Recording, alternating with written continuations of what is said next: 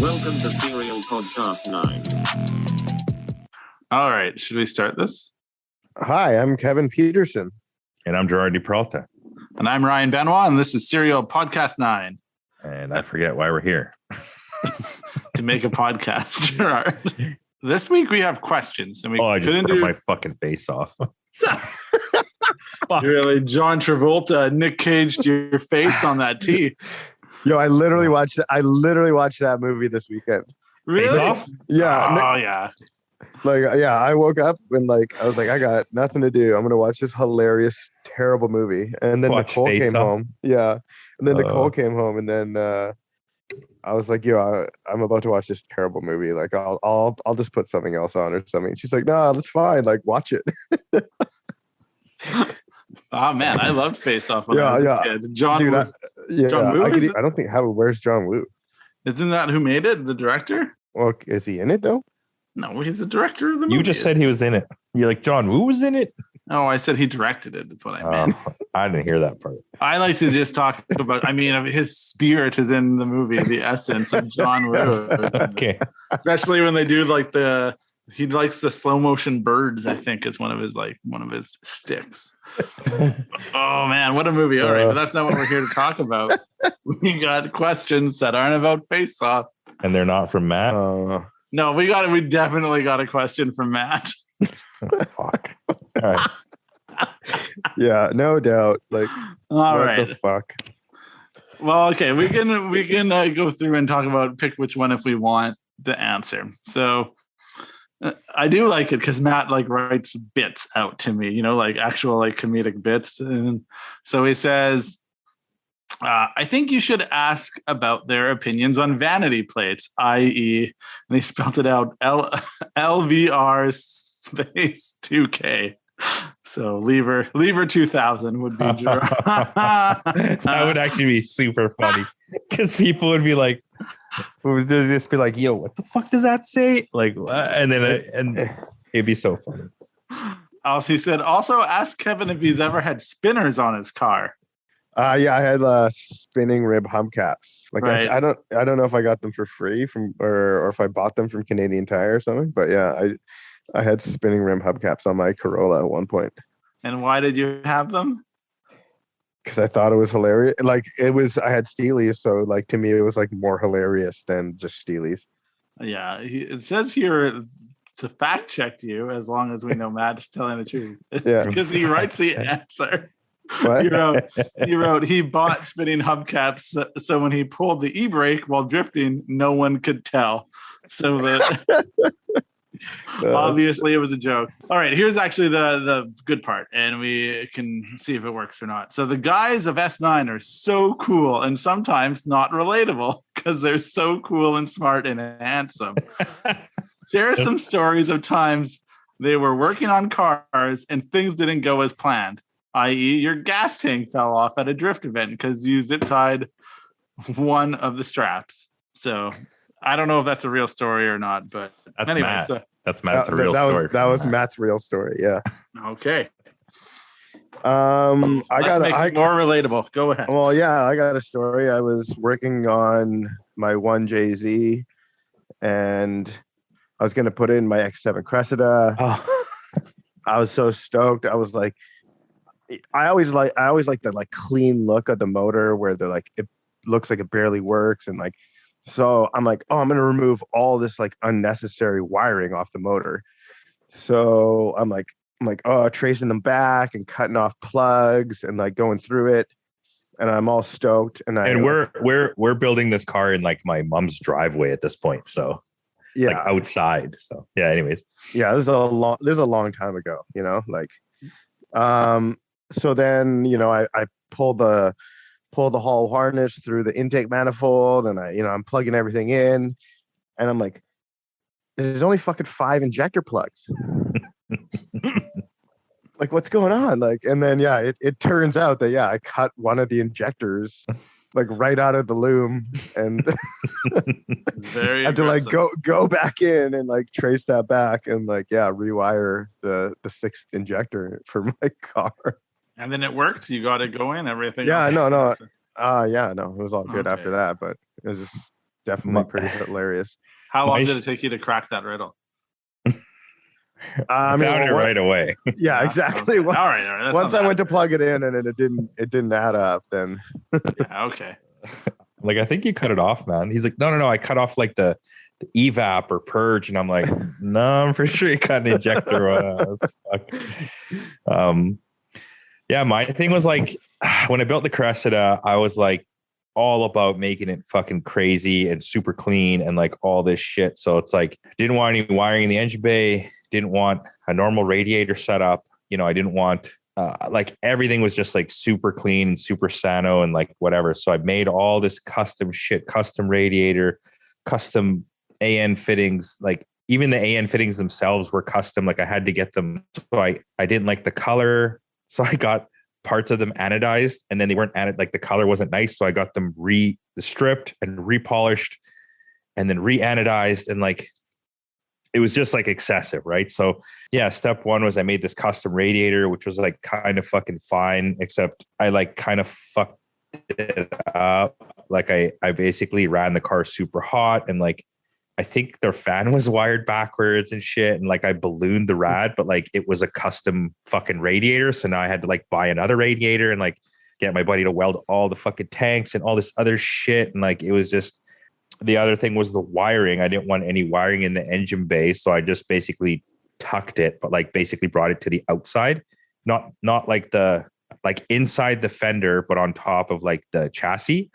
And then I took the whole fuse box and I just put it on the outside of the engine bay. And I was just like, well, fuck, this car never sees rain and shit anyway. So I just like hastily just fucking basically zip tied it to the front. And then of course it was my daily driver. And I was like, oh, it's raining. So I just put like a grocery bag over it, like a bunch of other zip ties and stuff. So sometimes it would be parked and I'd be like, oh, why are the fucking lights on? Like, that's weird. And I'd go over and like grab the fuse box and empty out the bag of water. And like the entire fuse box is like, yeah, it was just shorted out. Like the ignition was on and shit. And like, it was super brutal. And like, I drove it like that forever just because like, if it fucking worked, man, I didn't care. Like it didn't like, but yeah, when it didn't work, I was like, oh shit, like what's going on? But yeah, it was always just like this bagged like fuse box behind my bumper that nobody really ever saw except like occasionally. When you had to drain the water. I had to drain the water out. Yeah. And then SCG Neil's always got a story about that. He's like, oh, I can't believe you fucking did that, blah, blah. I'm just like, yeah, I mean, it was still a super sick car, but like I was eventually going to do that wiring. I just never got around to it because I sold the car. But like, yeah, like that car also had like cut rear inner fenders. So when you drift in the rain, like the rocker panel would fill up with water, and then you brake, and the water would slosh forward and shoot out of the rocker panels up into the floor, cab, into the fucking footwell. Yeah, that's right. I never fucking sealed that up. No, that was that the same car? No, it was the other car. I sealed up the yellow car, but the first car it wasn't. Oh, okay. Yeah, that's right. So you cut the inner fenders out so that I could make the wide fenders on the first Cressida or whatever. And also that car had no heater, so that car was just the absolute nightmare. You'd basically be driving in the rain, the windshield would be completely fogged up, and the footwells were full of water. It's just the shittiest thing ever to drive. And that's why I vowed to never not have no interior, and also not ever remove my heater, and not ever try to build custom shit that's so obscure that you can't just buy it and put and replace it. You know what I mean? Like you need a heater, and you need to seal that like rear fender. Like the Celsior didn't have a sealed rear fender for a bit. And like, yeah, it's a fucking. If it's like a summertime car, that's not the worst, but. Yeah, but also all the rocks and dirt and stuff go like into the trunk and into like. Yeah, exactly. And like you do a burnout, the entire car fills with smoke. Like. What was another thing that was kind of like a bit janky? I could fill the 2 hours of this podcast with just myself, like with jank. Let's not do that. We're here to make you guys sound reputable. Tell them about the bearings on your. That was the one I was going to. The bearings on your Corolla that you put on with an impact gun. Yeah. So yeah, exactly. I had this TE, and I needed to do the wheel. I probably didn't need to do the wheel bearings, but I was like, I'm going to do the wheel bearings. So then, I did the front wheel bearings. I was like supposed to go to my girlfriend's house like right away after. So, I put them on. I had just like a little electric impact gun. I'm like, yeah, they're tight. Good. Put the rotor on, start going. Everything seems fine. I get on the highway. I'm like, yo, something is not fine. Like it's pulling so hard to one side. I pull over. It's like the entire rim. It's like a steel, like diamond racing rim. It's like glowing. And I remember calling Gerard and I'm just like, yo, man, like, he's like, what happened? And I'm like, I don't know. I just like put it on like with the gun. And like, he's like, wait a minute, you just like put the bearing on with the impact gun? Like, and I was like, yeah, no, like, it's good. And he's just like, no, man, that's like really not good. Like, obviously it's way too tight. And I'm like, well, what do I do? And he was like, well, fuck, like, I don't know, like call it. Yeah, because it's a tapered like, bearing. Turned around and like drove it home. And yeah, I remember she was choked. She was all like, what do you mean you're not coming? Like, I'm like, well, fuck, my car is like it's totally fucked. That wheel would never true again. It got so warped from the heat that like the wheel was ruined forever. If we've learned anything from Alanis Morissette's little ditty, it's you live, you learn. So that all these tales of failure lead to the amalgamation of greatness that is Serial 9. I think that's the moral of that story. The moral is that song is terrible. That's like one of the worst songs ever. You live, you learn. Oh yeah, I learned. Can I tell people what I learned about Gerard in the last week? Which is great. Yeah. I didn't know that Gerard liked music from the 80s. And then it turns out that he does. And it made sense. I was like, oh yeah, Gerard's old. But every time Gerard recommends music, it's always like some fucking like Russian like trap music or, like, so I'm like, man, Gerard's like super cool all the time. And then we're just in the car listening to like Prince. I'm like, what's going on? I mean, some people would argue Prince is really cool, but Prince is fucking cool. What are you talking Prince about? is cool. All right. It's not my cup of tea. I can respect it. It's fine. Sticking with my line. Yeah, no, 80s was rad. I literally went to 80s night at Shine for fucking like 6 years straight, which was weird because it's on a Tuesday. Good. Yeah. Sick. All right, here's a fun one. So Trevor Keaty on Instagram messaged us and he said, how would you guys go about doing a turbo setup on something like an IS300 or I guess any NAJZ? Love the podcast! ! Yeah, I mean, I would just turbo it. Like it's already how would a JZ. You go about it? Like he said, how would you go about doing a turbo setup on there? Well, you got to get your manifold in your turbo. Yeah, basically. Yeah. Those are that's the beginning. Yeah, you probably will need a standalone of some sort. Yeah. Because I mean, you could probably do a piggyback, but that's like some 2007 shit. So you'll probably need to run parallel ECUs, I'm assuming, unless in today's day and age they have like a plugin that actually controls all the Bean and CAN bus Toyota crap. Because ISs have they have all that stuff to control like the HVAC and the dash and a bunch of other nonsense. So the factory ECU actually does that. And then, honestly, I would probably just boost the existing engine like a little bit until you kind of got one or two things is going to happen. It's either going to blow up or you're going to get sort of bored of the 300, maybe 50 horsepower that you can get because the rods are smaller on those VVTi NA1Js.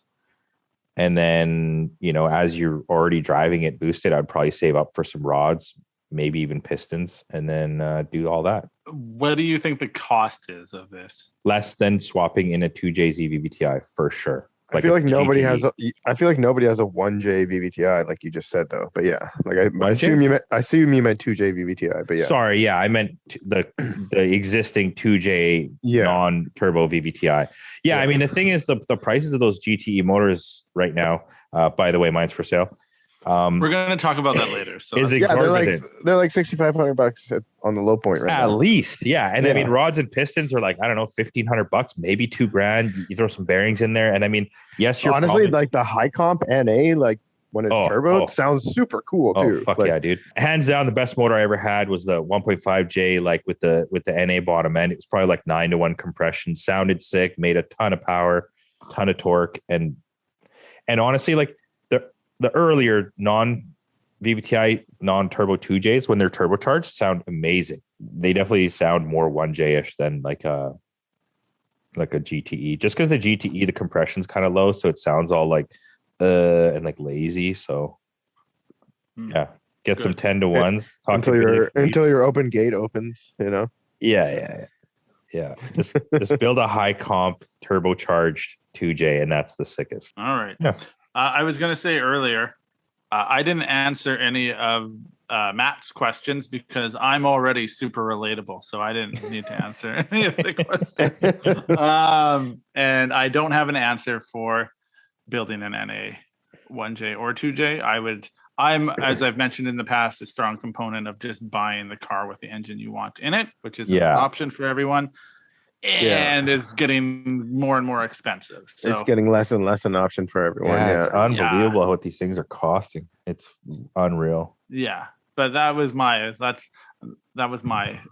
go. But it is interesting. I thought you guys would maybe also say the same, but then you didn't, and that also makes sense. All right. Here is one that I thought was interesting. Flockadile Dundee. That is a fun Flockadile? Flockadile Dundee. That's sick. Flockadile Dundee. And then That's a good name. Is Osaka Flocka. Okay. Yeah. So he said, also, you guys have completely ruined me with your podcast. I can't stop thinking about selling my R32 to build a Toyota sedan drift car. Ideally, either a JZS 161 or a JZX 90.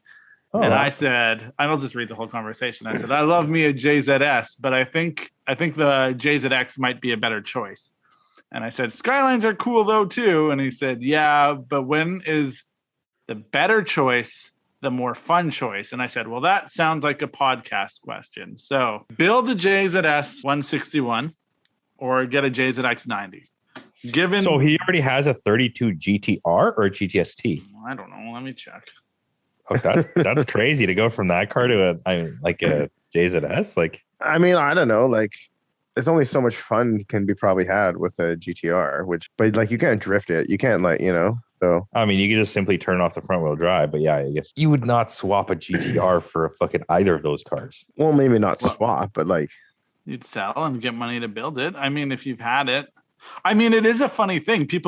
This is interesting because there's a point where we would all say in the past, yeah, of course you would do that. A Skyline GTR is worth $12,000 and you'll sell that GTR and then you're going to get a little bit of extra money and you can build your drift car so you can go drifting.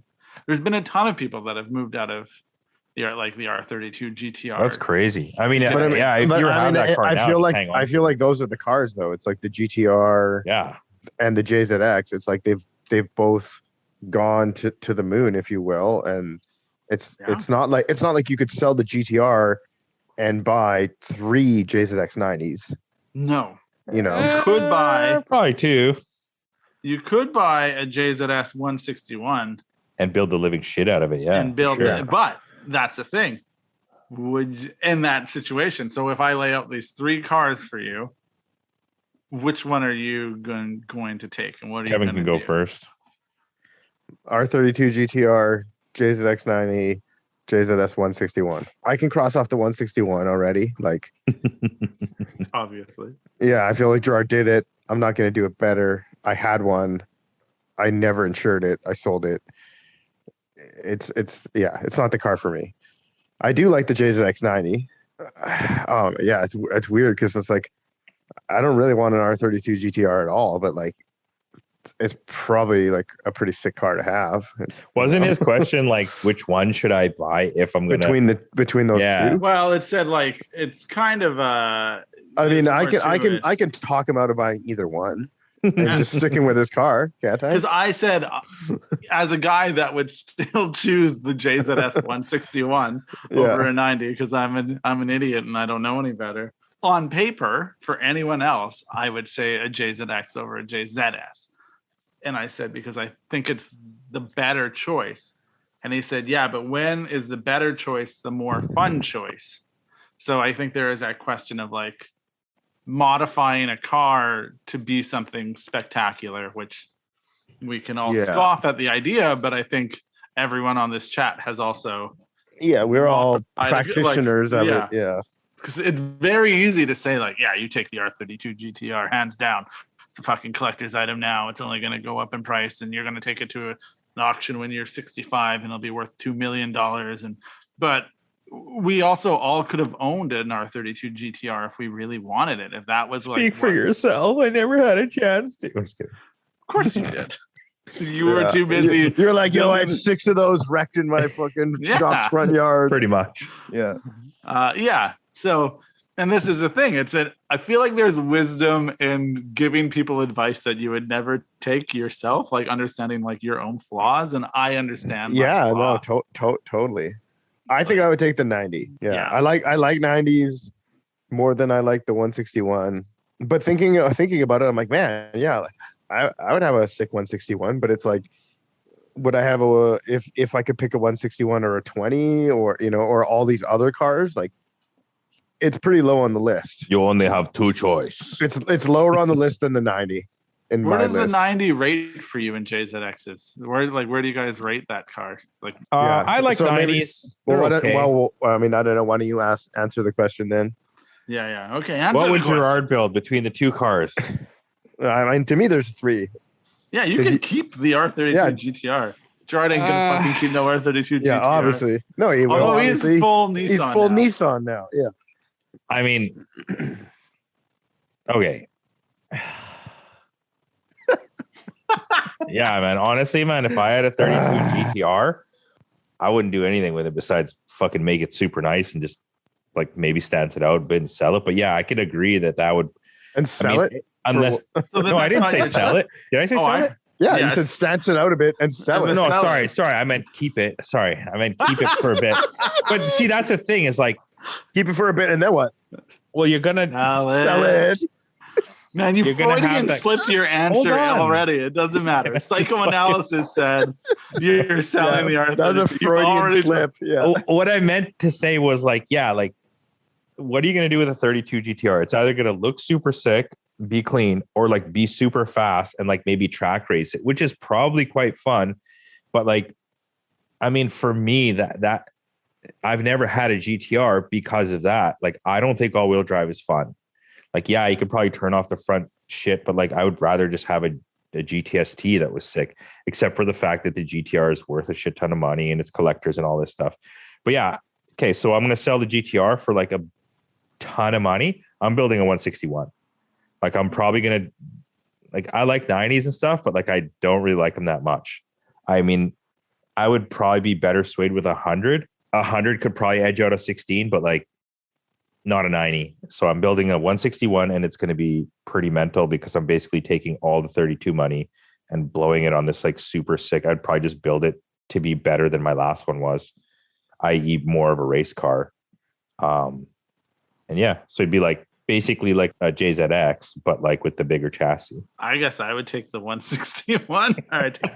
I mean, otherwise I'm just living a fucking lie at that point. Like, oh, I'm also not crazy about 90s, and I feel like again there was a point where I probably, if I loved that car, I could have had it.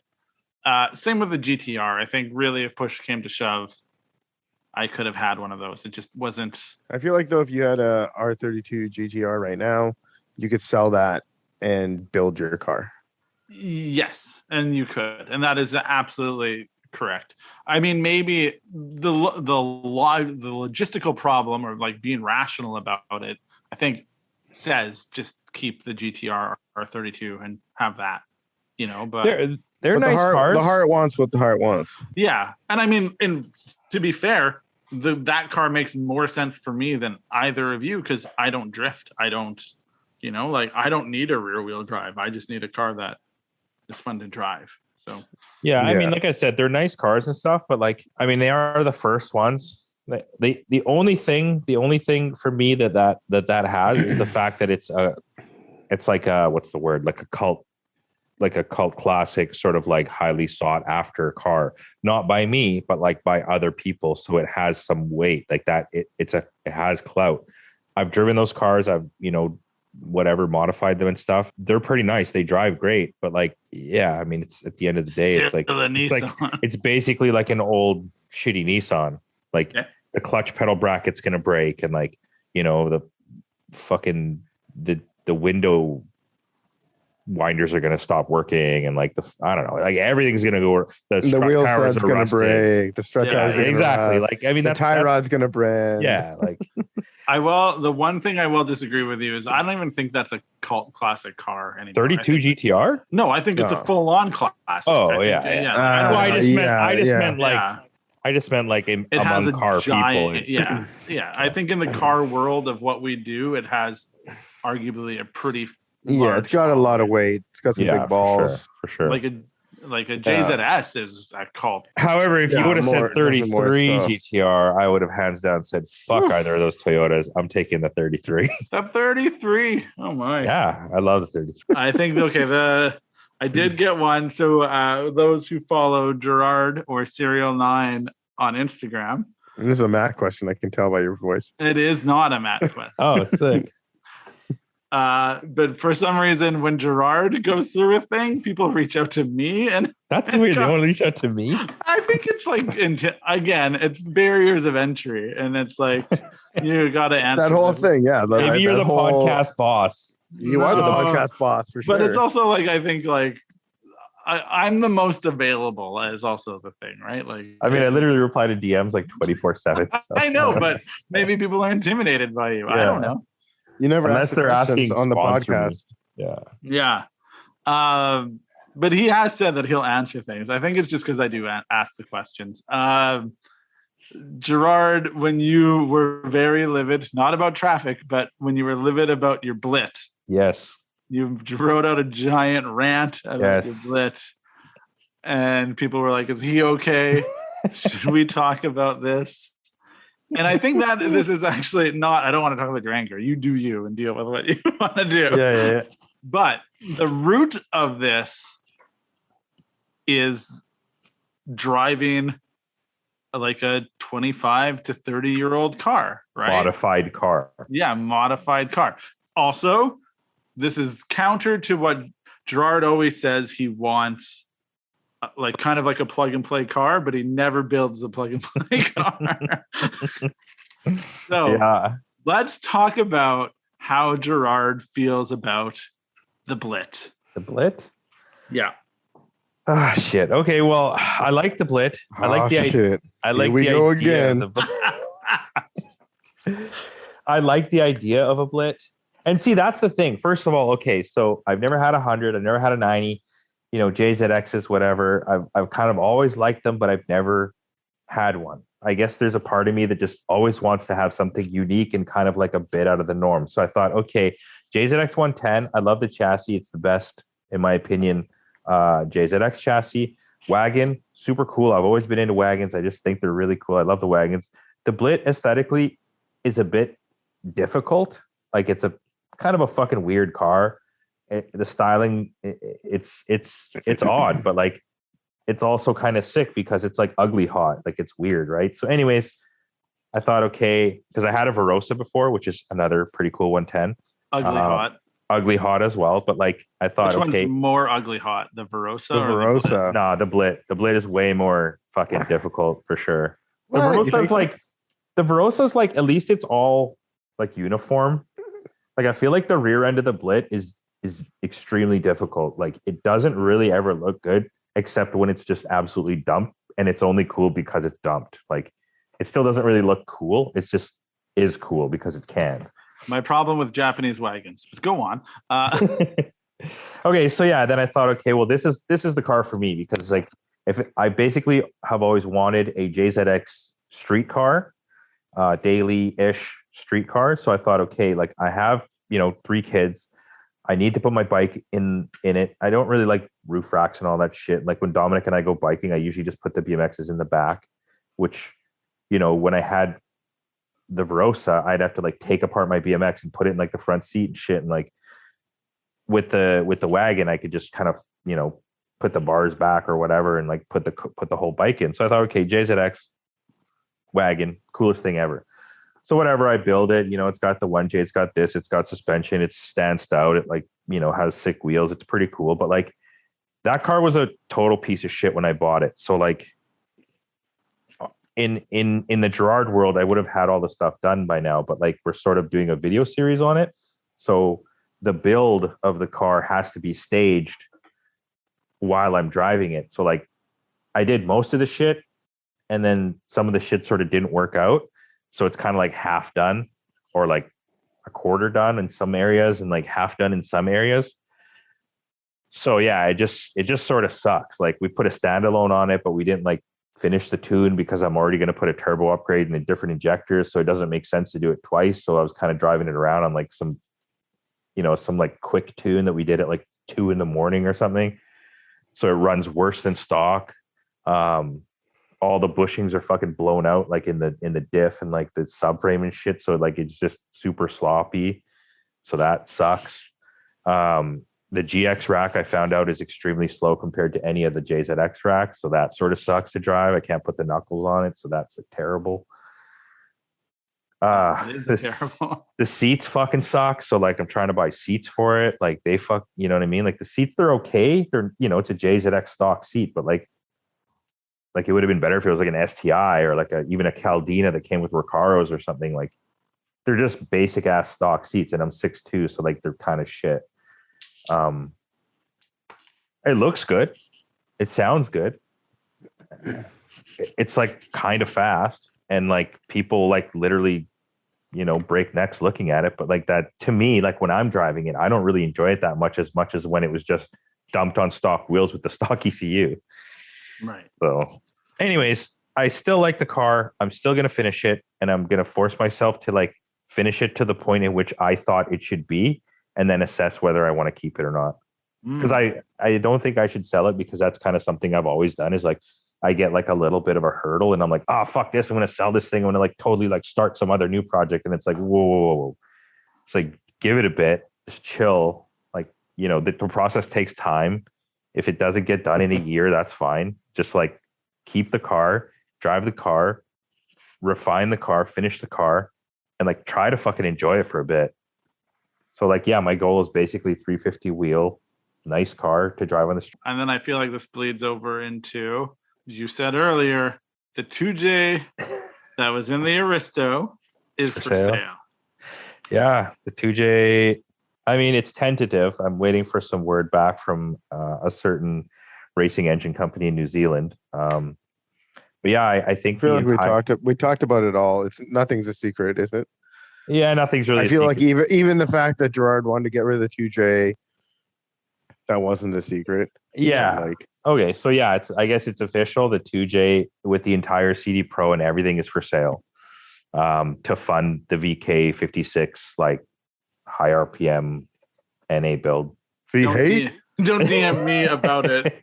You DM Gerard directly. Yeah, if anybody's seen the videos with Skid Racing, they're putting a VK56 from Hartley Racing Engines into their Hakosuka.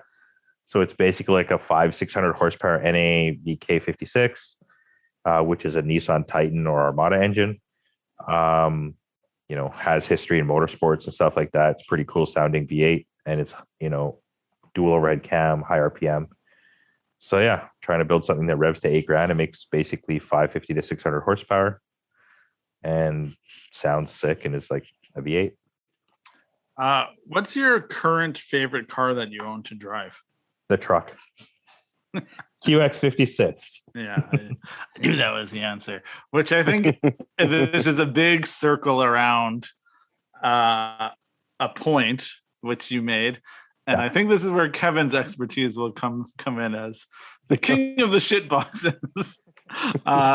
Even though he's upgrading and has all the crowns. The only shitbox part of his crown is the dashboard. Yeah. Still a cool car. I accidentally drove through. That doesn't sound right. I drove through Kevin's neighborhood. I was like, oh shit, a crown. And I was like, oh, that's Kevin's crown. Oh man. And I was like amped. I'm like, that's a good looking car. But it's the new versus old. The Infiniti is your favorite because it's the newest. It has the most features. It's the most comfortable. It's all these things. And then we're all kind of in the business of being into like 30-year-old cars that are.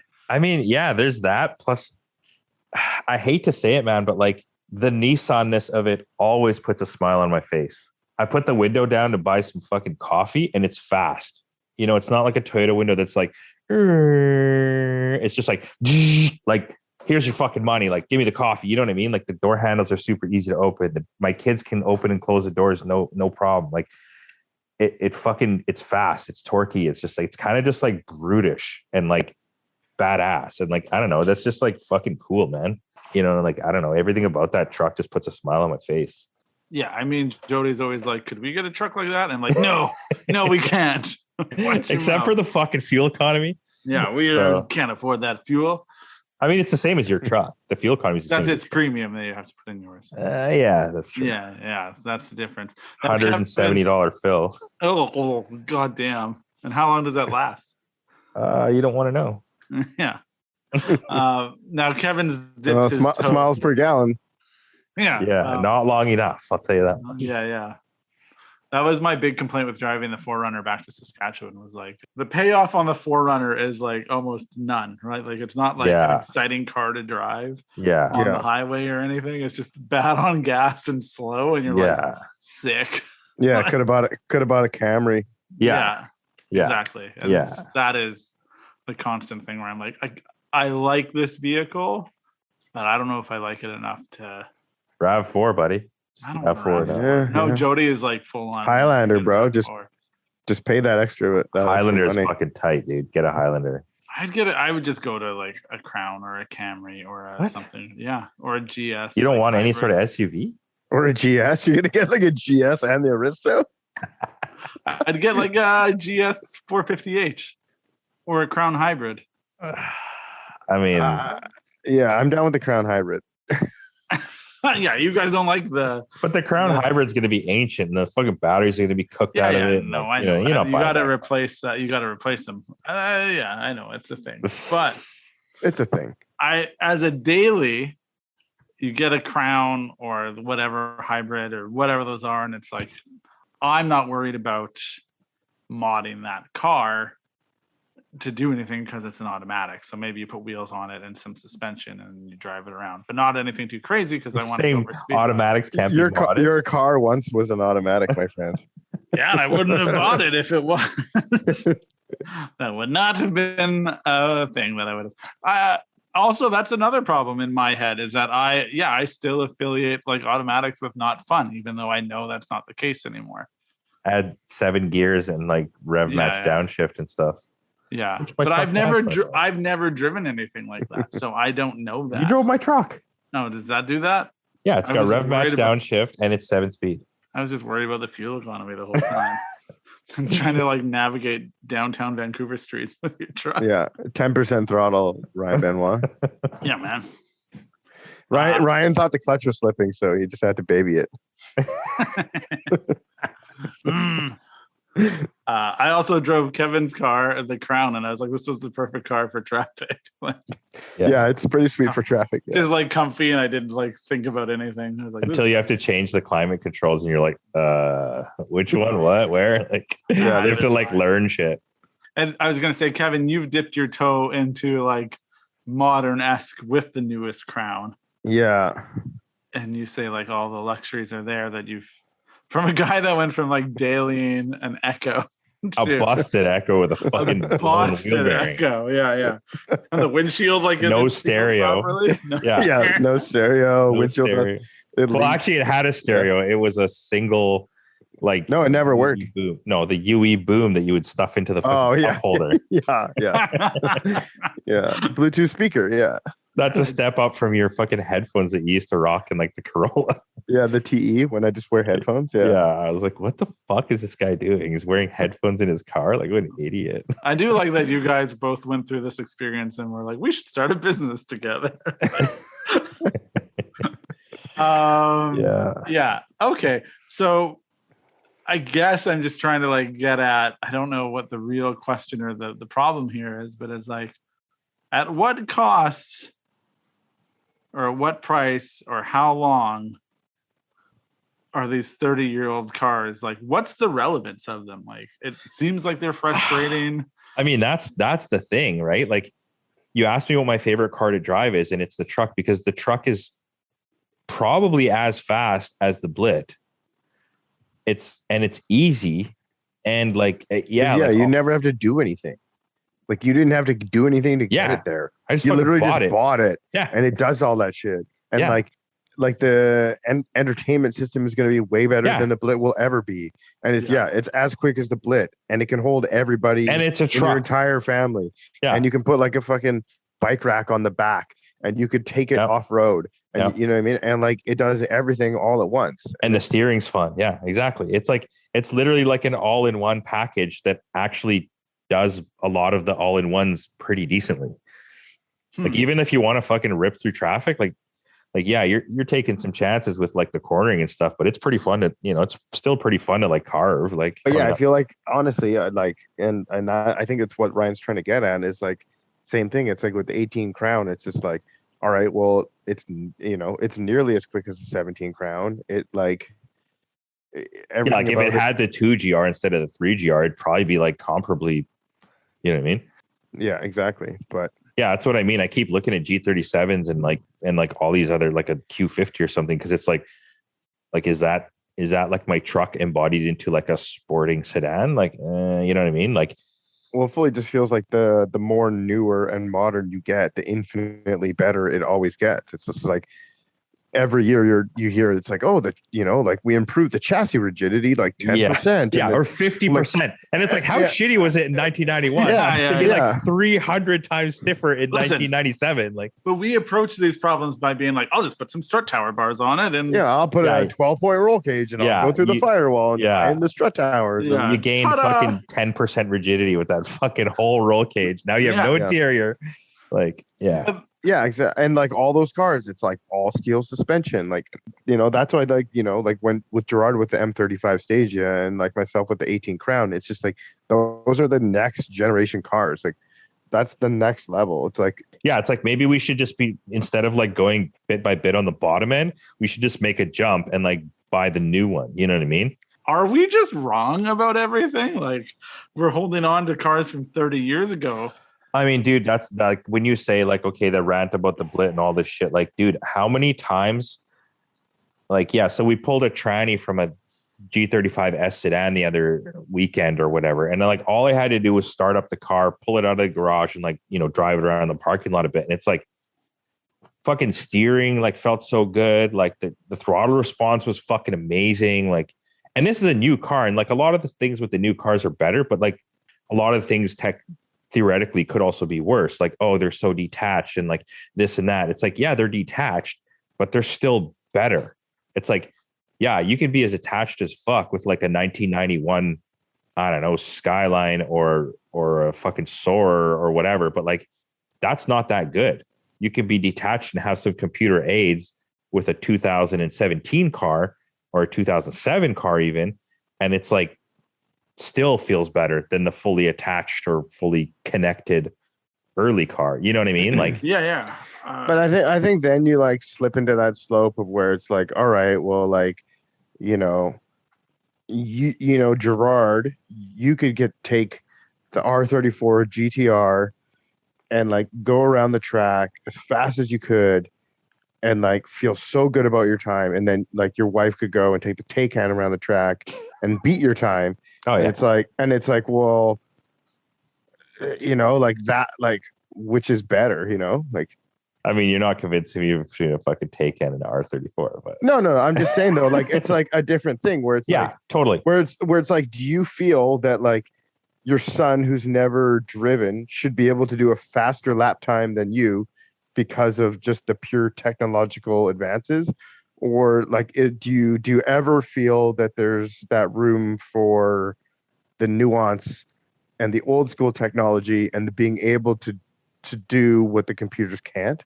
Well, I mean, I think it's a balance. Like, honestly, like, yeah, I don't really like the computer shit unless it, like, for example, in the Taycan, it's like the computers are crazy, but also that car is fucking crazy. Like, it has 650 pound-feet of torque at like 2 RPM.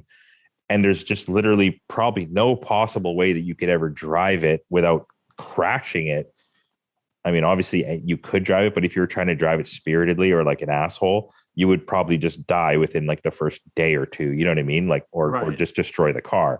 Whereas like in a car like a, I don't know, G37 or the new Z or whatever, like I feel like those cars have the computer shit to kind of like, if you want them, they're there, but you should be able to turn them off. Whereas like I feel like the cars like maybe the Q50 or a lot of the Lexuses, like Lexus is literally all of them, they have the most nanny shit. It's like they expect the drivers to just be so stupid that the second you lose traction, they're just going to turn off all the fun, because it's like, oh, like you probably didn't mean to do that.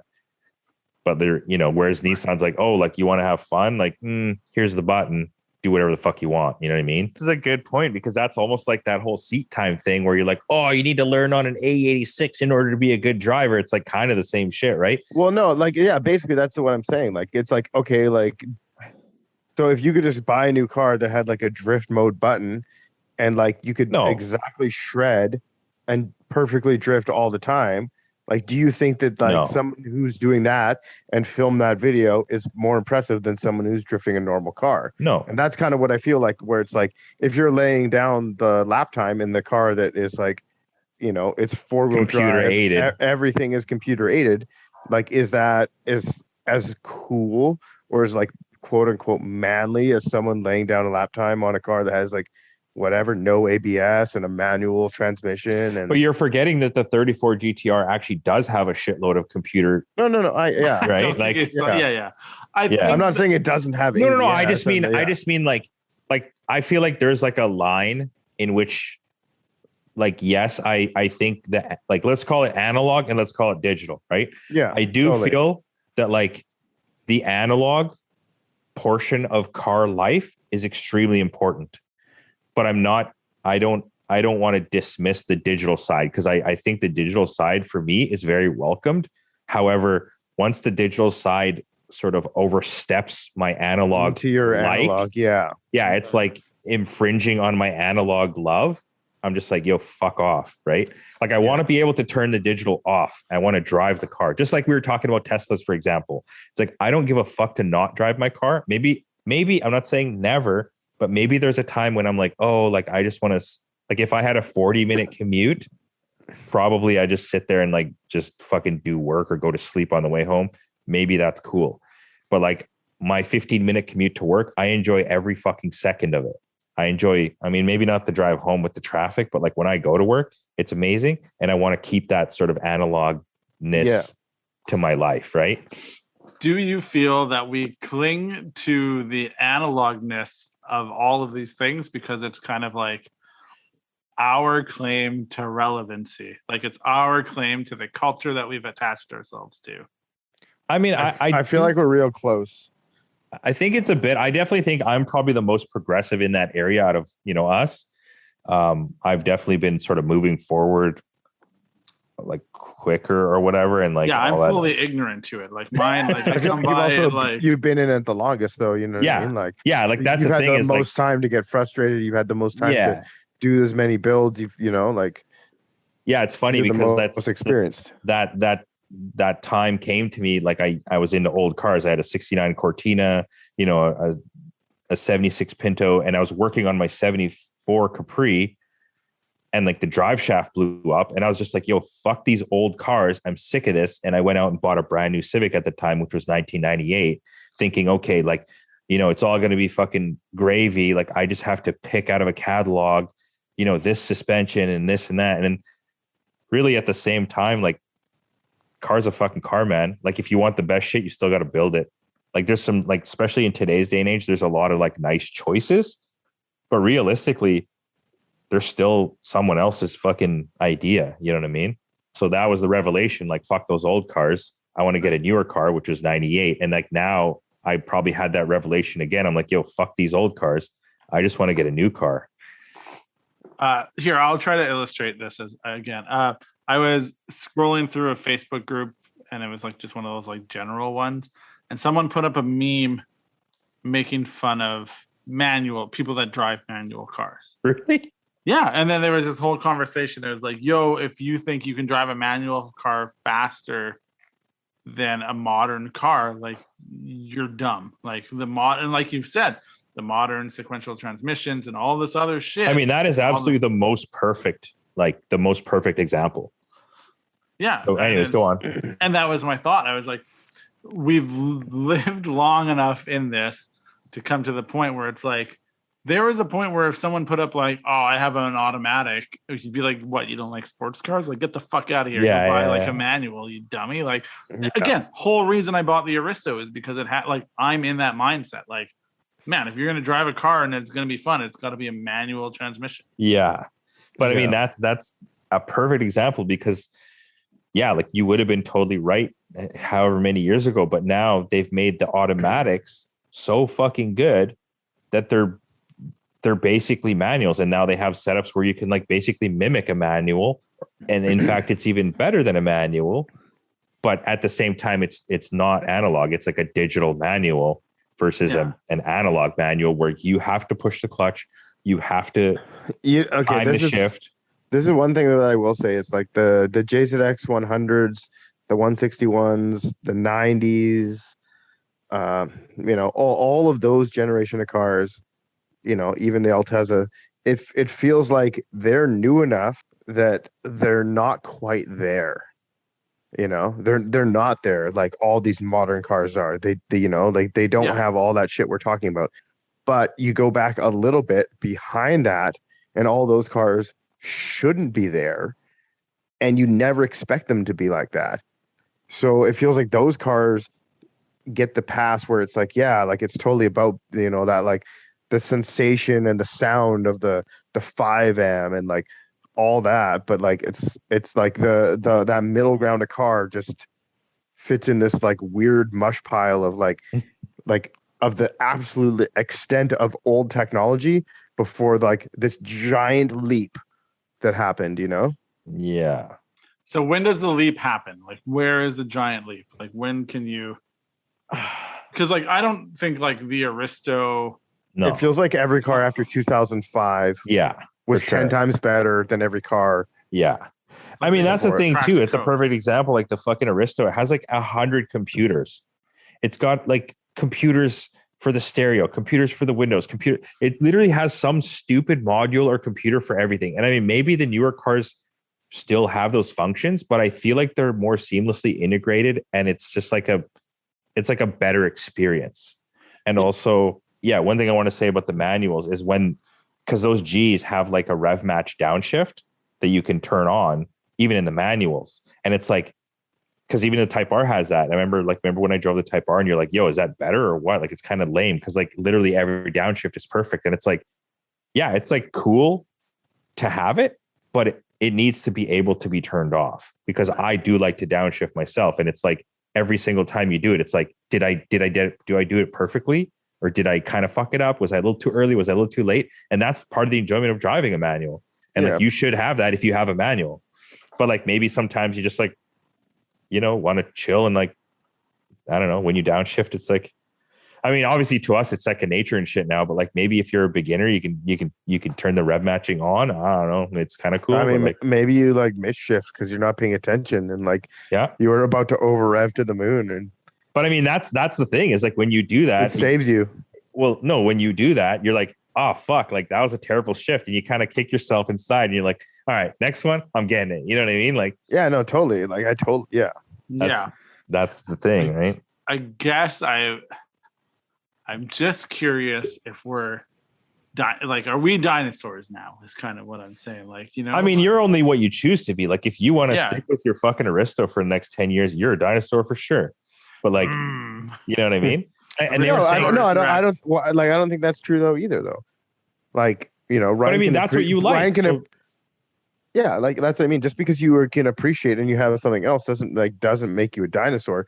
But I think if you're completely poo-pooing all new technologies and ideas, then you're the dinosaur. Okay, for sure. But if you're just like, hey, I just happen to like this, but I can admit that these things are better or different or like there's and I think it took me a long time to come around to it, but now I look and I'm like, oh yeah, like an M series car is way better than what like that sense of like there's cars out there that would still be fun to drive, but I'm stuck in this mindset of like 16-year-old me that is like, you need to have X amount of horsepower and a manual transmission, and it needs to be like rear wheel drive or whatever, like, because yeah, it's such a it's a bonkers thing. And I just thought like the amount of people that didn't chime in on that thread that I was talking about to defend like a manual transmission. And to me, I was just like, man, if you can't drive a manual transmission car, like, can you call yourself an enthusiast? But I mean, that's the thing. Soha can't drive stick. And I was like, oh, like what? You can't drive stick? He's like, yeah, I've never had a manual car. I'm like, yeah, I mean, I guess that makes sense because like you would have to seek out a manual old car to have a manual car. Right. Like it's not like they're everywhere now. Porsche, let's call it the 911, whatever, like or even like the 918 Cayman or whatever, or not 918, the Cayman or the GT4, you can get it now with a PDK, which is the automatic, let's call it, right? So like so if you're going to buy a brand new, like high end sports car, like, are you going to buy a manual or are you going to buy the PDK? Like the PDKs outsold the manuals like fucking many times over now. So sports cars, like none of them are manual anymore. They're not defined by that manual transmission anymore. But see, even when we were talking to Satoshi as a young person, he said he avidly looked for, like he went out of his way to look. Yeah. Like that was the thing that he explicitly explained to us. It's like, I looked for manual transmission cars. And it's such a weird thing in the way that things have progressed that it's like almost the sense that there's no point that if we were talking about this earlier on, you'd ever have to say like, I'm into cars. And you know how I'm into cars? I bought a manual. Like that would always be like the first obvious checkbox of like, oh yeah, you have a manual. Obviously. But I mean, I feel that that's like a thing through time too, though. Yeah, you know? That's what I'm saying. It's like every car was manual, and then automatics came out, and that, you know what I mean? And then it was and then it became a thing for sports cars and enthusiasts to have versus like economy cars, or it's like our parents' generation, like learning manual cars were peasant cars. Yeah, exactly. And I mean, that's the thing too, is like, I literally say that's the thing like all the time. So another point is like the automatic in the Aristo, the automatic in the ISF, and then the manual in the 911, vastly different automatics. Yes, they shift the gears for you automatically. You just said manual in the 911. Sorry. In the end. All of the automatics. He's such an enthusiast, he can't not say it. Vastly different automatics. And like, yes, they shift the gears for you automatically, but they're not even in the same ballpark. You know what I mean? Yeah. That's like saying like the shittiest little hot dog and like this gourmet handmade like bratwurst or whatever. They're just hot dogs. You know what I mean? Right. They're all just sausages. Yeah, they're all just meat in a fucking phallic form. You know what I mean? But also, I looked into the ISF because I was like, man, maybe an ISF would be a cool car. And it's like, has anyone ever manual swapped it? And then it was like that thing where it's like, all the owners said, why would you even bother? Like the transmission and what's in it is already better than what I can do. Like, it's like an 8-speed or something. Yeah. Yeah. It's sick. The thing, it probably doesn't let you hang a gear though. I mean, yeah, because it's a Toyota. Maybe I would assume that there's some sporting programming in there, but yeah, like the reason why those cars are so bad, like Aristo, like any automatic that we have this like black cloud over, like we hate automatics so much because it's from that era where the automatic was terrible. Yeah, they're fucking terrible. You'd be going up a hill and you jam the gas and it would fucking downshift and immediately upshift and then downshift and then upshift and downshift. And it's just like that's not what the new automatics are. Yeah. Yeah. And not only that, there's only 4 fucking gears. And it's crazy because even when Lexus and Toyota came out with the 5-speed, the turbos all had 4 speeds. So it's like you'd get a GS 400 or even a GS 300 with a 5-speed, but then you get the Aristo, it's only ever a 4-speed because it made enough torque that they didn't give a shit, and the 4-speed was strong enough, or like stronger. So it's like now you have 4 fucking gears, and like what a way to kill the fun. It's like like sick. I just drive around in first gear the whole time. Yeah. So like I don't know what the other 3 or 4, you know what I mean? Like right. Goes up to 95k like. My Celsius was 5-speed though. I know, that's what I'm saying. All the V8s were 5-speed, even the 400 and the 430 and shit. but like all the turbos were 4-speed. And like how stupid. Remember when they had the minute you take the wheel off, you can't hold it in third. Yeah. or the like ideas Lexus or Toyota's idea of like sporting shifting, where those stupid buttons on the steering wheel. There's like absolutely no feedback, it's nothing. And like you press the button, half the time it takes like, I don't know, 15,000 milliseconds to do anything. And it's like, hey, thanks for that request, Toyota. Like, fucking hell. Right. I mean, I still got those buttons on my steering wheel, and sometimes I just tippy tap them for fun. Yeah, they feel real nice. How do you have that wheel? Yeah. Because I'm waiting for this other wheel to come out. Yeah, so are we, buddy. Yeah. Look, I was looking at other wheels, and then I found out this company that I really admire and respect was building their own wheel, and I was like, oh yeah, I'll wait for that wheel. Yeah, like no, I was gonna get a wheel that matched the namesake of my car, and then I didn't. I think I need to drive at some point like a proper new car that's like fast. Yeah. Like it maybe I drive like an R35 and I'd be like, holy fuck, this like changed everything. Or I mean, R35s are pretty fucked up fast. Yeah, like something, because I'm living in the year like fucking 2006 is what I think for cars. So Gerard is moving forward on this. It feels like a little bit slowly, but it feels like we should have someone who's really into old cars on the show. I feel like we're all into how old though, because we're definitely into old. We're all. I think what I'm saying, Kevin. No, but like I mean, like we're sitting here, we're all into old cars, sitting here talking about how they all suck, and that like, you know what I mean, like. But I mean, we haven't asked each other what we like about the old cars. Yeah. Like, but the thing is, Kevin, is like, yeah, we're saying, like, I'm asking, I'm not even saying it sucks. I'm asking, do they suck? And do we suck for liking them? Is like what I'm kind of asking. And then on top of that, like, maybe what I'm saying, maybe I'm trying to relate back to my previous thing. Okay. Go on? Where I was just like, if you get back into old cars, which I would consider like now the 86 Corolla and earlier, like, like Hakusukas and Datsun 510s and TEs and like super old Celicas. The cars that I grew up on, basically. Yeah. Like Japanese classics at this point. Mm-hmm. You like, yeah, that's what I'm saying. It's like, like you would never expect that car to be as good as a fucking Q50 or as fast or as like, but it's because of the sounds and the feelings and all of that shit. And it's just like, right. I feel like that's what I was trying to say. It's like, I feel that our generation of cars that we're talking about, like the, JZX90 through whatever, 161 doesn't have that. Yeah. Doesn't have any of the shit of the new car either. I kind of disagree. Yeah. I kind of disagree. Tell me why.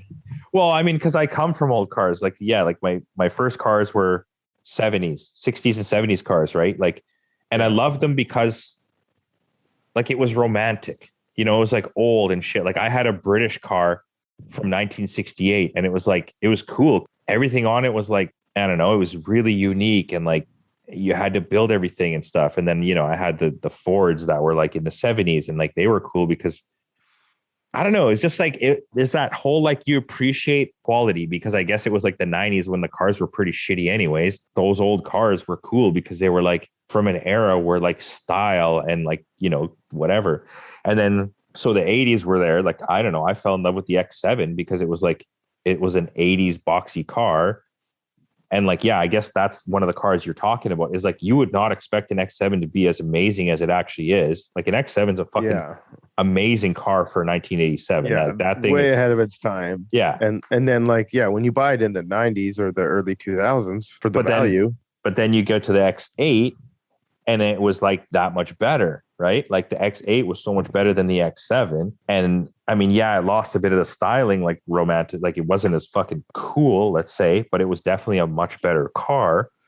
And then you go to the X9 where it's kind of like, that was a bit of like a, hey, let's downsize and cheapen the thing a bit. And do you know what I like about what you said though? You're like, everyone was kind of like, oh, the 90s are like shit cars, but then now we're talking about a 90 car. But now like, I'm hooked on a 90 car and wondering like, well, all these new cars have all these newfangled shit that doesn't let me connect with the car, and I can't roll the gears, and I can't. Well, that's the thing is it's time too, right? Like it's not 1991 anymore. Like I guess we're from the not era, but we're from the like mindset that we don't even really look at new cars, and I think that's why we've been blinded. Like that's why totally. Ryan. Yeah. That's what I mean. Like to me, a new car is a 15-year-old car. Like yeah. That is the newest car that I ever think of. That's the one thing, like not the one thing, but that is a thing that Kevin said that like when you said it, it hit home so hard for me. It was like a new car is a 15-year-old car in my brain. Like it's like, oh shit, that Crown is fucking new. Like, yeah. It isn't at all. Like that's not a new car. I guess for me, it's like maybe like a 5 to 10-year-old car is like what I consider a new car because I think the ISF is new. Like I'm like, oh, that's a new car. And I should like I don't think new. so. Yeah, it's fine. But yeah, so going on, like I guess for me, when like I guess I have the history with the 90 as my buddy brought it in before its time was legal. And like so I built a 90 like way back in the day. And I was like, man, this thing's so cool. Like the styling was like way sicker than the X8. You know, it came with a 1J, which is much better than any engine that came in a North American. So like that was like the sickest thing at the time. You know what I mean? Like in North America to have a 1J stock car in like 2005, that's like fully sick. You know what I mean? Like, and honestly, like that's like a relatively new car. It was only like 10 years old at that point. But yeah, at the same time, like for example, with the 161, like they're chasing this luxury stuff. And like, that's where they lost me. It's like the screen is the HVAC and like all these modules and everything's super heavy and everything's so lethargic. And like, yeah, but also we're talking about Toyotas. Like, I don't know, maybe BMWs, who knows? That could be a really good era. Like Nissan's same sort of thing, like R34, R33, R32, like S14, 15. Like the 15 is probably way better than the 13, but it definitely doesn't have that same like romantic character. You know what I mean? I think a lot of the reasons why we didn't look at the new cars is we probably thought or think that they lack the character of the cars that we love. Like I fell in love with the X7 and then the X8 and all those 90s and 70s and 80s cars because they have so much character and so much like coolness about them. But like, I think it was like we couldn't afford those cars either, though. You know what I mean? Yeah, that's true. Yeah. And like any of the Japanese cars, it was like, well, like, what's the point of even looking at a 110? Like, I can't buy the 110. You know? Mm-hmm. Like, I feel like that was part of it too. But yeah, I do feel like does the 110 have as much character as the 100? Or is I guess like kind of like that's the question I asked you. Like, you know, like, looking at the Crown, for example, like going from your, I don't know, what's the last, I guess you had the 17, but what's the car you had? The 20, for example. Yeah. Like when you had the 20, like, does that car have a ton of character? You know what I mean? Compared to like an X7? And then does the 18 Crown have as much or more or less character than the 20? I always wanted an 18. Like when I got the 20, I wanted an 18. Like I always wanted the 18. Mm-hmm. Just because it looked cool? Yeah, I just always thought they looked really cool. I liked the headlight shape. Yeah. And like, yeah, I just thought that was like a really cool looking car. But like to this day, like I don't know if it's just like that whole like nostalgia thing, and it was like, you know, like the best time or whatever it was, but like, man, I really, really want another 20, like so bad. And that's a great point because like if you were in, you know, 1999 or let's call it like 2005 or even 2010, you're like looking at cars and you're looking at you know, like a plethora of cars. Like who would probably point at like a 1999 LS400 and think that car's got a lot of character? You know what I mean? That's like, the one for me. People probably thought that car had the least character. You know what I mean? Like, I will say this: it's like even to this day, it's like, is that a late model 10? Is that an early model 20? Like, I don't know. Yeah. Like, it's like, you know, like it's when you can't even tell like a model change between the two cars. Like, yeah. It's probably not that inspiring of a car. but I mean that, but it is. But you can make it inspiring. I think that's I've said this before and I always say, but it's like we come back to this idea of it's like you can make it be something that it's not. And that's what we're in the business of. And I think maybe that's what I connect with is like the price of the things that we have now were meant to be more affordable and they aren't anymore. But when we got into what we got, even like the crown that you bought, Kevin, it was affordable.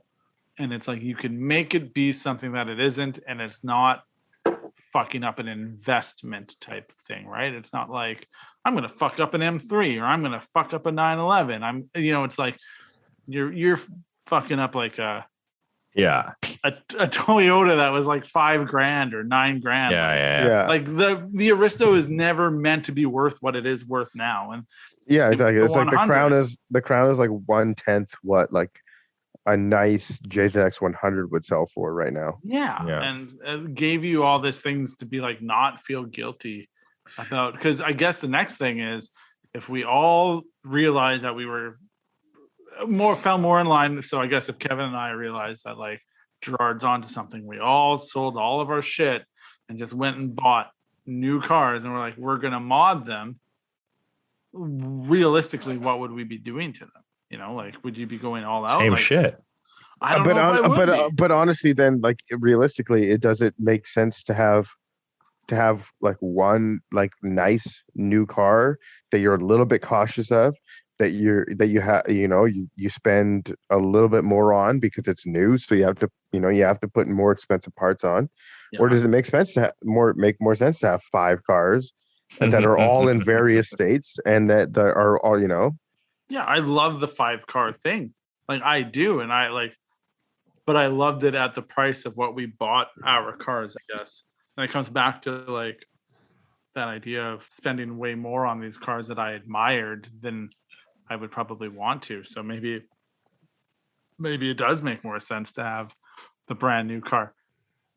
But I don't know, like, do all of them have turbos? Are you upgrading the turbos? Like, you're not putting a manual transmission in something that has like. I mean, I think it's all kind of like automatic. what you like. You know what I mean? Like we talk about that character thing, and it's like, why does UCF 20 have character? It's not like you buy it and you're like, yeah, this car is so sick. I know, but like over time, when you drive that car, it's just so fucking good that's the character that it builds. You're just like, man, this car's like fucking amazing. And then you make it look sick and you're like, man, I love looking at this car, but I also love driving this car. Yeah. Whereas like some of the cars maybe miss the mark. So like you get this newer, whatever new car and you're like, oh yeah, like this car is supposed to do all the things that I want and put a smile on my face. And maybe it just kind of doesn't. And then you try to modify it and it's like still not really putting that smile on your face. And I mean, honestly, that's kind of when we're talking about the Blit. That's kind of where I was at. It's like, I have this fairly new car. It checks all the boxes, but it's not putting that smile on my face. Yeah. And maybe it's because, it's not finished, but maybe it's because it's not finished and stuff. But like, yeah, like I'm struggling to find the character or the love or the smile in that car right now versus just driving the truck. You know what I mean? Like, yeah. Which I could equate to basically, I said, like, if the truck puts all this smile on my face, like I can't even imagine what the car version of this would do. You know what I mean? Yeah. Like, I was just about to say that I kind of had some sort of epiphany here where I was just like, wait a minute, maybe the reason I love the UCF 20 so much was because it had the power. It was auto. Like it was quiet. It handled well. Yeah, it was already all that shit that you. It was like it was raining outside. It didn't fog up. You didn't notice it. Like it had heated seats. It had power. Absolutely everything. And that was at a time when the only thing I had driven for 5 years was X7 Cressidas that like had no heat and like the rear defroster didn't work. And then like randomly one of the rear windows would stop going up and you'd be like, oh shit, now my window's stuck down and like all this shit. And then maybe like what I loved so much about that car was the fact that it just fucking worked. Yeah. And now looking back, then I started modifying that car and it was sick. But like, yeah, maybe what stemmed everything was the fact that it was just a good ass car. It was just a good ass car. Yeah. And I literally just I just realized this right now. Yeah, it's kind of Yeah. It's a very funny conversation that we're having because I feel like it's this roundabout way of getting to like wow, we're really wrong about what we do. Kind of like it's like, hey, here's a really comfortable, cool car to drive around. And it's like, yeah, I need to fuck this up though, you know, like and that is it. It's funny when ass chassis. It's funny when I tell people like they're like, oh, what do you do? And I'm like the short answer is I sell parts to people to fuck up their perfectly good cars. Like I sell a bunch of expensive ass parts for these people to fuck up their cars. Like there's no really other way to say it. That's all they do. It's all we do. I mean, like fucking up is a relative term, but like, you're taking a car that's perfectly good and perfectly like nice and perfectly whatever. And then you're like destroying the suspension geometry and the fucking underside of the car and like giving it no travel and like making it rub the tires and shit on the fenders and like all this stuff to make it look cool. You know what I mean? But it looks fucking sick though. It does look sick. Yeah, it does. Yeah, and that's the thing. But this is so Gerard, you said you know what, if you don't do all that shit, you're just one of those people who has a lame ass ghetto ass car. It's not trying hard. It's not even cool. Why ain't you flossing? You ain't peasant. Yeah. No, I mean, we have no mercy for peasants. Because Gerard, you said maybe we just like what we like, or you just like what you like. Yeah. I guess what I'm trying to get at though is why do we like what we like? Like we're meant to like peak performance of an no, I mean everyone loves different shit, man. Like what do you love about your Risto so much? Again, I feel like Joe Pesci from the movie Casino. You know, like I just, I don't know any fucking better. That's my thing. Is like I don't know any better. I grew up reading magazines, playing. I'm gonna stab you in the neck with a pencil. Yeah, I was just wondering why you did that. But growing up, you played video games and you read magazines and you watched videos and all these things from this golden era. People can't see this. I'm like air quoting. This golden era was like 2J is king, 2J reigns supreme, 2J, like the media loved to tell you that. And then like through our conversations, I found like, maybe the 1J is actually a better engine. But buying the Aristo was like, holy shit, that thing's got a 2J in it. Yeah. But it's also a manual. So it's like when I tell someone about my car, that's like in layman's terms, I'm always like, you know what a Toyota Supra is? And they're like, yeah, I kind of know what that is. That one, but a 4-door. Yeah, I'm like, yeah, I have like a 4-door Toyota Supra. They're like, oh, they didn't build that. I'm like, let me enlighten you. And then I get to explain it. But it's the romanticism of a time where it's like, that is it. 16-year-old me being like, fuck, this is sick. But you know what's so funny about that? None of it is talking about your actual car. You're talking about an idea of your fucking car. Oh yeah. You're not like, oh, I love to get in my car and the seats but that's are great. Like opening the fucking doors. You got to sell the person on the idea. Of the car. You got to think what I'm talking about in my realm. I'm not talking to you guys about it. But why do I like my car? I don't know. You just got to take it for a ride in your car. Yeah, I just fucking punch that clock. Yeah. Honestly, I couldn't tell you, but it's a visceral thing. I see the 161 and I'm always like, man, that's a fucking cool looking car. Like every time, like I take the recycling down or the garbage down and I like peek over at my car. I'm like, yeah, that's a fucking cool looking car. Yeah. I liked those cars for a long time. You'd see them in the media and I was always like, man, those things look fucking cool. When did you see him in the media? Like it was always like VIP cars. Like when I was did you how what's the longest period of time you've daily driven your Aristo? So for the first little while that I lived here, I did daily drive it. So every single day for months. Yeah, for months. Okay, yeah, that's cool. And you drove it pretty far or just like I've driven it like to Portland and back. Yeah, which it's isn't sick. Like far, but like I drove it with I got that car, came off a shipping container or came out of the shipping container, got it safetied, made sure it ran, and then I drove it to Portland with like 4 people in it, and so it was like rubbing in the back, and it was like, oh, and I was just fucking amped on it because like at that time, I loved that it was this idea of like it was a VIP car that was also a manual transmission because why wouldn't you have a 2J?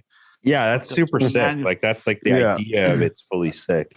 But going back to that point, I don't know any better. It's just kind of like it's almost like my that era drops off for me. And it's like, I am very always upset about the G35s and the like all that shit. And I shouldn't be upset about them, but I am. When you bring them up, I'm like, boo. And you forget those cars.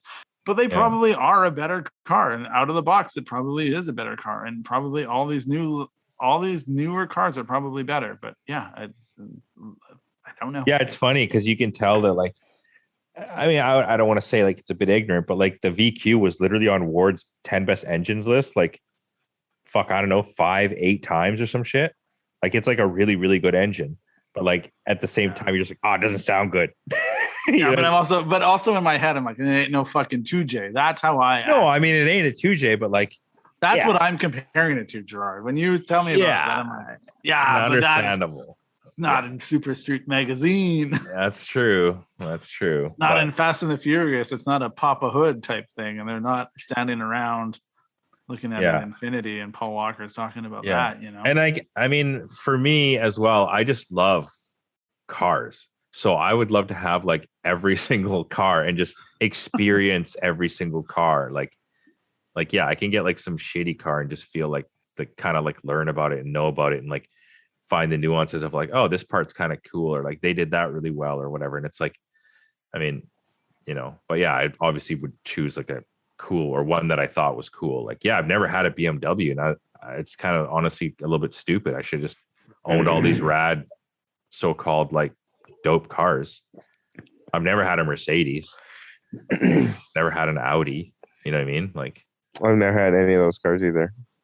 Like, yeah, we all are meant to be these like car guys, and we've aside from Gerard, who's slowly working his way up to a Porsche Taycan, we've very much narrowed ourselves into this like point of view, and it's a very man. The more you think about it. So, Kevin, I feel like you're the one person that can convince me that I'm not that I'm wrong. I feel like you can convince me that I'm wrong about how I feel. All right. That old cars are the answer. What do you need? You need me to tell you the old cars are the answer? I feel like, though, if you think about it, like you got to, you know, think about it, you know, a car from the 70s or a car from the 80s. And it's like, all right, well, you can never expect that car is going to be as good as a car that came out in 2015. And you have to just accept that. And you have to thus appreciate the things about it more so than the fact that you could maybe ultimately drive it the quickest, or it shifts the easiest, or all of these other things. You know what I mean? Like, and you just have to appreciate it for those facts. And whether or not you can appreciate it for those facts is whether or not that's the car for you, I feel, you know? All right. One thing I wanted to say, go on. Yeah. Sorry, is the word special. Like, maybe that's why we romanticize about these cars, is because they're special. For example, like what Ryan says, like, yeah, like the reason he doesn't look at those cars, like G35, G37, whatever it may be, it's not a special car. Ryan's car is very special. Like, it's an Aristo, first of all. So that's not a GS.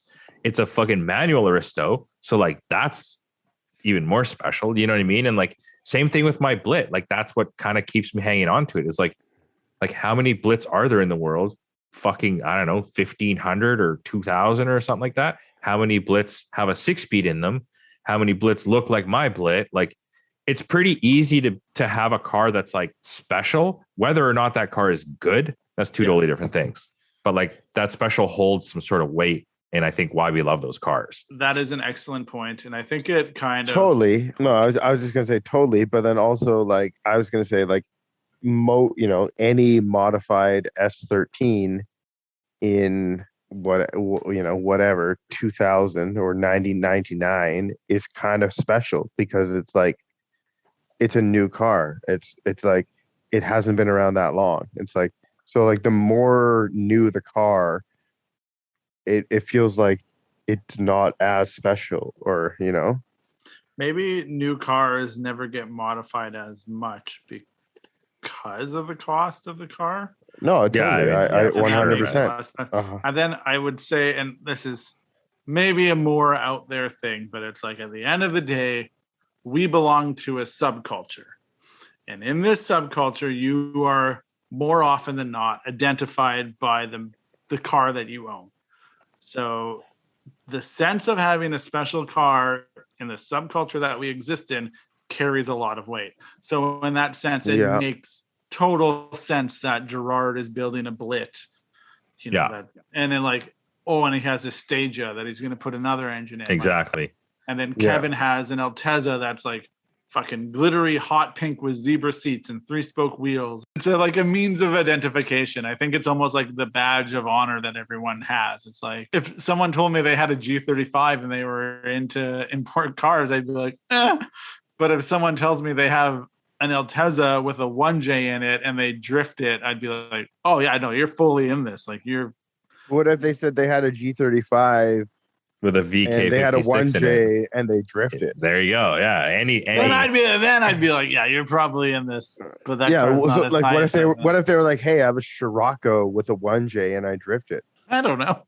Yeah, that's what I mean. It's just like, but I guess like, all of those a are varying cool. scale, right? It becomes a varying scale of. Yeah, the 1J is the easiest to put in the Altezza. Like, yeah. Look, man, I'm just trying to say a nice thing about you, and then you're getting in my face. Fuck you, Ryan. Hey, Kevin, I think you have a cool thing. No, let me shit up you a little bit. It's not that cool. Yeah. Yeah, but I think one of the things that I've learned about through doing these podcasts is how it's changed my opinions on things. So it's like, oh, that's new information. And then instead of just being like, no, it'll never be the same as like fucking shifting all the gears, it's like, maybe there is value in like a car that's newer than 2000, like.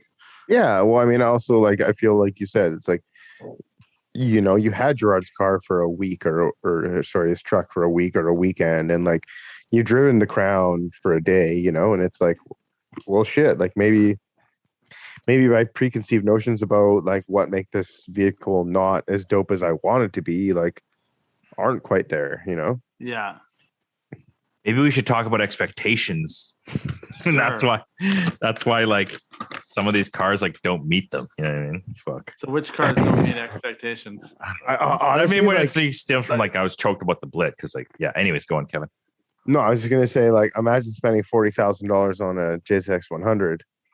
There you go. That sure as fuck is not going to meet your expectations when that shit shows up. But it might is the thing.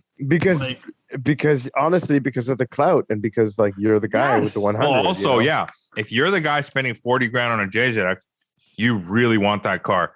That car could be a pile of shit, and you probably think it's great. You're gonna be so stoked. Yeah, there's no way you're spending 40K on that car and not loving it. Like it's the epitome of what we're talking about, and that's kind of what I said. Is like, at those prices, should we? But the answer is we still do, and well, not us, but there's a version of us out there that's spending 40K on a 100 and just fucking loves that car. Yeah, but I mean, that is the specialness of it. Not everybody can spend $40,000 on a 30-year-old car, and that is special. Yeah, and I mean maybe I could, but I wouldn't. And I think that's the thing. I think that's the thing that's like detaching us from those cars. Yeah. It's like those cars were special to us when they were special, but now it's like there's this new element that's like raining on our special parade. It's like these cars cost 40 grand. Like you and I know what these cars are worth. You and I know like these cars, like about these cars. And it's like, this car is not worth 40 grand. No. Like, but if you want my fucking special car for 40 grand, hey man, fucking here it is. Right. You know what I mean? Like I'll cash out.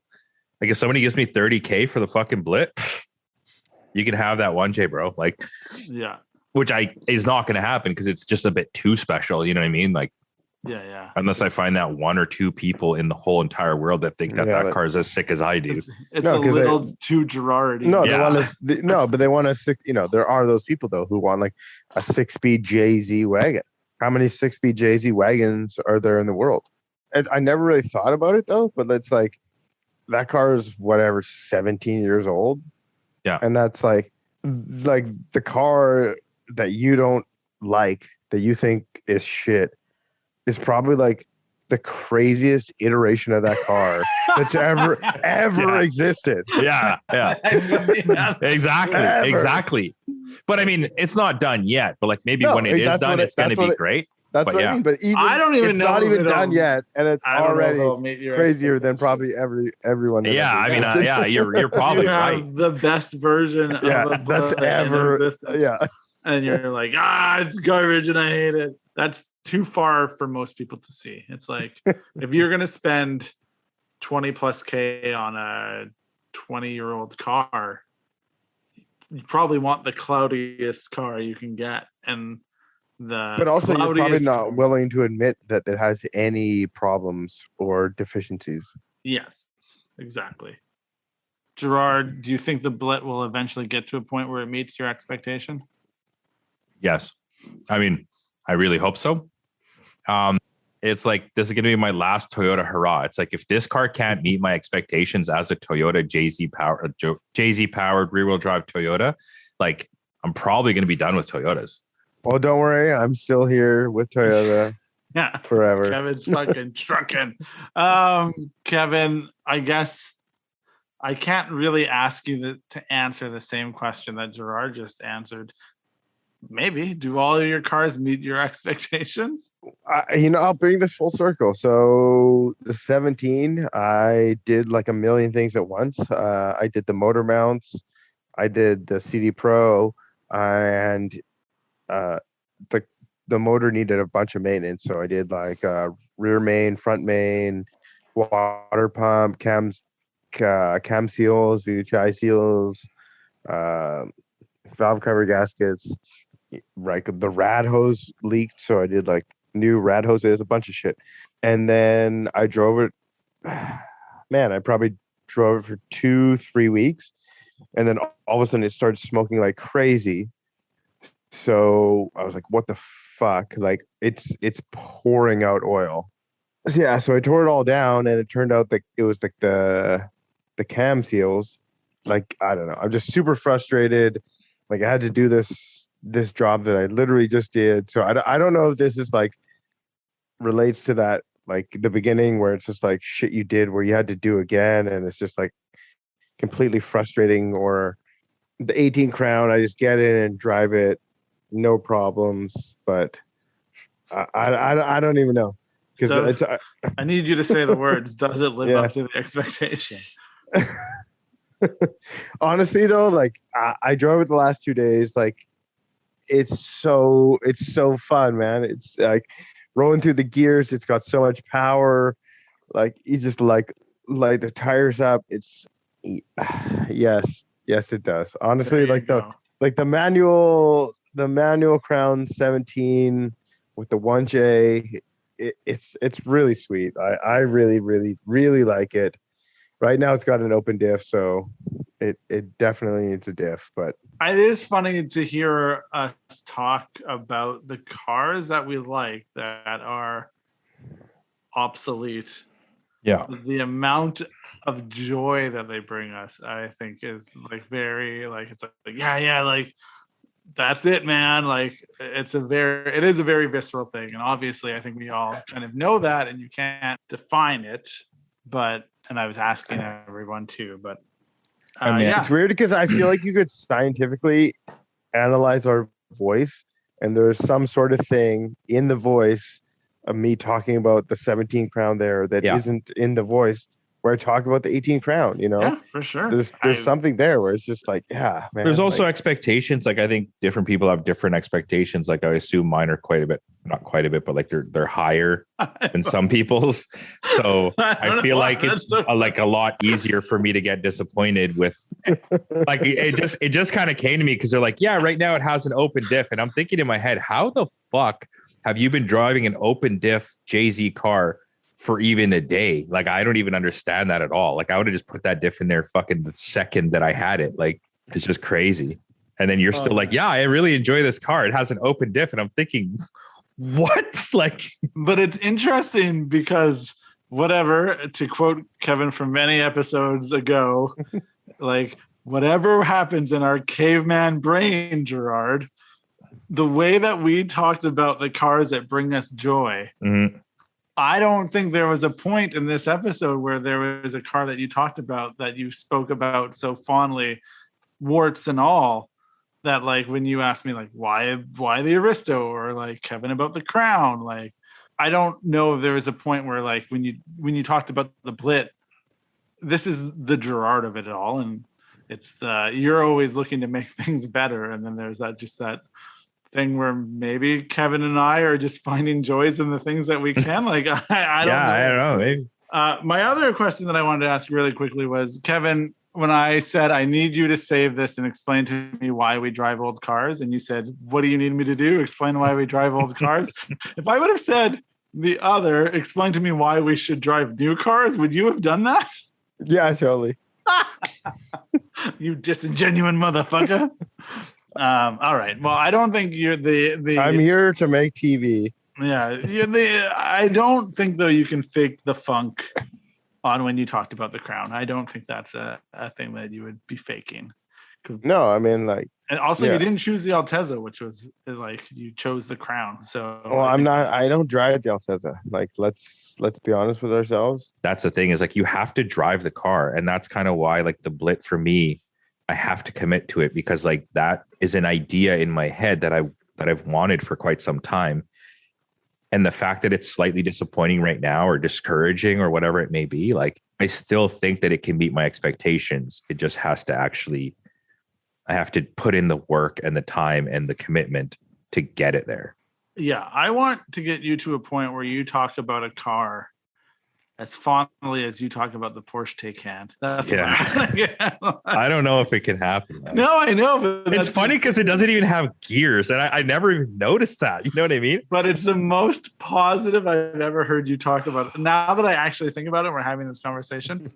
It's the most positive things I've ever heard you say about one car. Like, yeah, fully. Like the cars that you own in the build, there's always something lacking, and Kevin's pointed this out. Gerard's always trying to be better, but the Taycan is like the one thing that you love. And every single time I drive that car, I'm thinking, what the fuck have I been doing with my life? And like, what am I doing right now? Like, I'm literally trying to take these shitty cars and make them slightly better, so they're still shittier than like this car, or like, fuck, who knows? Maybe even a shitty Porsche is so much better than the best fucking Toyota. It's like I'm almost like, did I try to reinvent the wheel when I could have just bought a nice wheel and made it nicer, or just bought the best wheel? Your wife likes driving the Taycan. You like driving the Taycan. Yep. What if Dominic drove a gas-powered car, but then drove the Taycan and was like, "Yo, Dad, all this shit is whack. Why weren't we on the Porsche Taycan from the beginning? Like, this is miles ahead. Like, this is like a whole other world."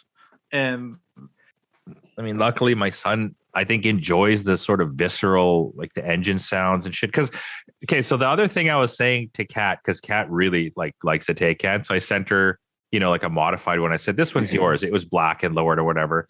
And then there's the Panamera e-hybrid. Yeah. So it's like basically a Taycan, but it has the twin turbo V8 plus like the hybrid bullshit. But I think it's like 800 horsepower or something.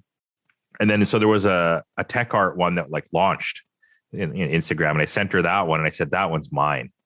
So I mean, as much as I like the Taycan, I've never driven a Panamera hybrid 4SE or whatever the fuck, like the Sport Turismo Panamera. So like, if it can be as fast and as exhilarating and handle as well as the Taycan, but maybe sound like what we like, maybe there's something in that too, man. There's a lot of maybes. We got to get you in one. Yeah, I got to get one, right? Thing, because the thing is that you can modify that one too. Like the Taycan, sure, it's 750 horse, and maybe you can do some fucking flash upgrade, whatever. Maybe it'll have 800, whatever. I don't know.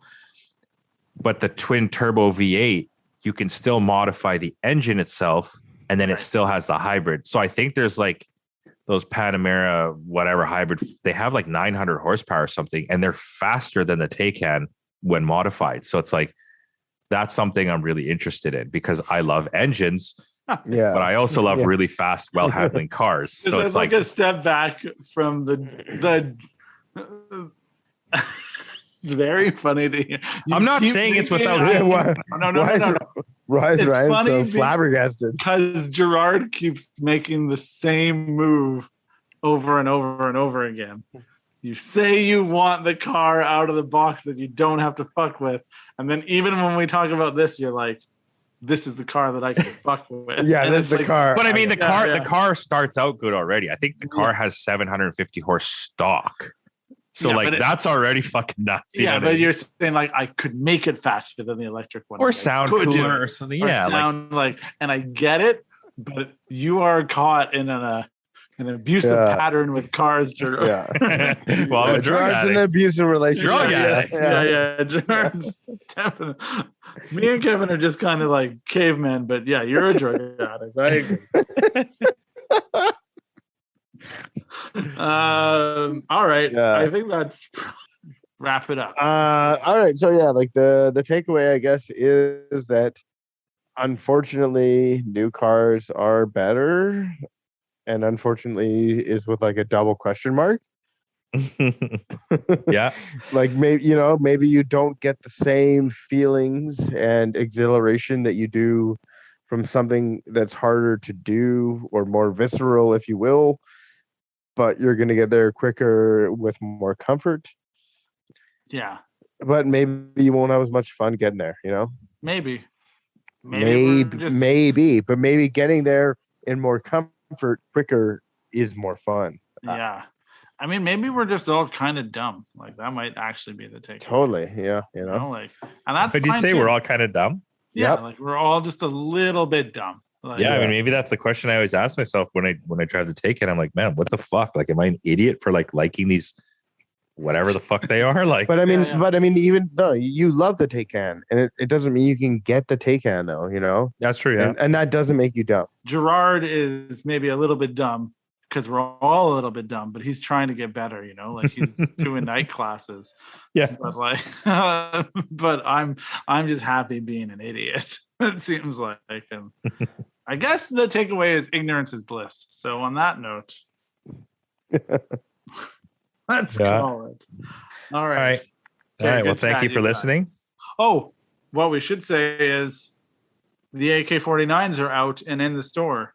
Yes, the AK-49s are great. They're selling. You need to get them.